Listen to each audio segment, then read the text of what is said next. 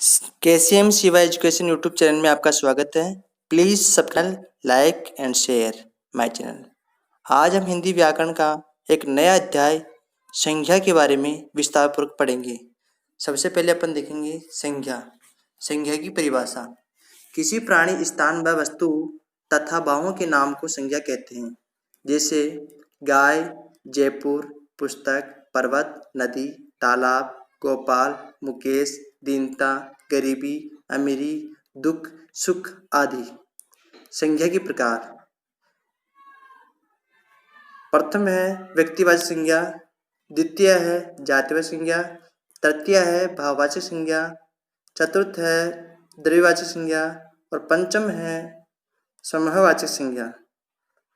मुख्यतः संज्ञा के 3 प्रकार होते हैं। प्रथम व्यक्तिवाचक संज्ञा, द्वितीय जातिवाचक संज्ञा, तृतीय भाववाचक संज्ञा।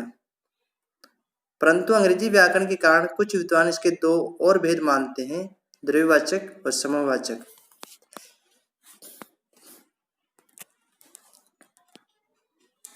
अब है व्यक्तिवाचक संज्ञा। व्यक्तिवाचक संज्ञा की परिभाषा। किसी भी व्यक्ति, वस्तु या स्थान के नाम का बोध कराने वाली संज्ञा ही व्यक्तिवाचक संज्ञा कहलाती है। यानी व्यक्तिवाचक संज्ञा सभी व्यक्ति, वस्तु या स्थान की संपूर्ण जाति में से खास का नाम बताती है। जैसे भारत, चीन स्थान का नाम है, किताब, साइकिल वस्तु विशेष का नाम है, सुरेश, रमेश, महात्मा गांधी व्यक्ति विशेष का नाम है।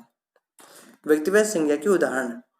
रमेश बाहर खेल रहा है, विकास फुटबॉल खेलता है, राम मेरा दोस्त है, मैंने आज एक अंग्रेजी किताब खरीदी, मुझे मराठी में बात करना बहुत पसंद है, मैं अभी जापानी भाषा सीख रहा हूँ, दिल्ली काफ़ी पुराना शहर है, विकास फुटबॉल खेलता है, भारत में 22 भाषाएं बोली जाती हैं, मैं अमेरिका जाना चाहता हूँ।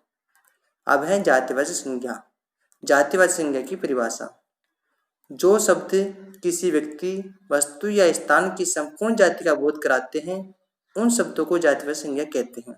जैसे मोबाइल, टीवी, ये वस्तु की जाति का बोध करा रहे हैं। गांव, शहर स्थान का बोध करा रहे हैं। आदमी, जानवर, प्राणी की जाति का बोध करा रहे हैं। जिस संज्ञा शब्द से उसकी संपूर्ण जाति का बोध हो, उसे ही जातिवाचक संज्ञा कहते हैं। जैसे मनुष्य, नदी, नगर, पर्वत, पशु, पक्षी, लड़का, कुत्ता, गाय, घोड़ा, भैंस, बकरी, नारी, गांव आदि। जातिवाचक संज्ञा के उदाहरण। गाय, पहला उदाहरण जैसे गाय। गाय बोलने से पहाड़ी, हरियाणवी, जर्सी, काली, सफ़ेद, देसी, विदेशी आदि सभी गायों का बोध आ जाता है। अतः गाय जातिवाचक संज्ञा शब्द हुआ, क्योंकि गाय जानवरों की जाति है। ऐसे लड़का, लड़का बोलने से सभी तरह के व सभी जगह के लड़कों का बोध होता है। जैसे Ramu, Shyamu, Vikas, Akash, Peter, Martin, Daniel, Sindhu, Parminder आदि। क्योंकि मनुष्य जाति में लड़का एक खास अवस्था वाली जाति हुई है। ऐसे ही नदी। नदी शब्द का प्रयोग करने पर हमें विश्व की सभी नदियों का बोध होता है। यह शब्द हमें किसी विशेष नदी जैसे गंगा का बोध न कराकर सभी नदियों का बोध करा रहा है। इसके अंतर्गत सभी नदियाँ जैसे गंगा, यमुना, सरयू, कोसी से लेकर अमेजन नदी आती हैं। अतः नदी जातिवाचक शब्द हुआ, क्योंकि नदी जल स्रोतों की एक जाति है।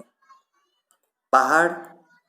यह शब्द किसी एक विशेष पहाड़ का बोध न कराकर दुनिया के सभी पहाड़ों का बोध करा रहा है। अतः पहाड़ एक जातिवाचक संज्ञा शब्द है। अब है भाववाचक संज्ञा। भाववाचक संज्ञा की परिभाषा। जो शब्द किसी चीज या पदार्थ की अवस्था, दशा या भाव का बोध कराते हैं, उन शब्दों को भाववाचक संज्ञा कहते हैं। या जिस शब्द से पदार्थों की अवस्था, गुण, दोष, धर्म आदि का बोध हो, उसे भाववाचक संज्ञा कहते हैं। जैसे बुढ़ापा, मिठास, बचपन, मोटापा, चढ़ाई, थकावट आदि।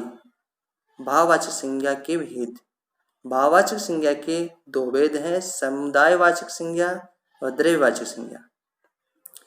भाववाचक संज्ञा के उदाहरण हैं, ज़्यादा दौड़ने से मुझे थकान हो जाती है। लगातार परिश्रम करने से सफलता मिलेगी। लगातार खेलने से मुझे थकान हो गई है। ये सारे भाववाचक संज्ञा के उदाहरण हैं। अब है द्रव्यवाचक संज्ञा। द्रव्यवाचक संज्ञा की परिभाषा। जो शब्द किसी धातु या द्रव्य का बोध कराते हैं द्रव्यवाचक संज्ञा कहलाते हैं।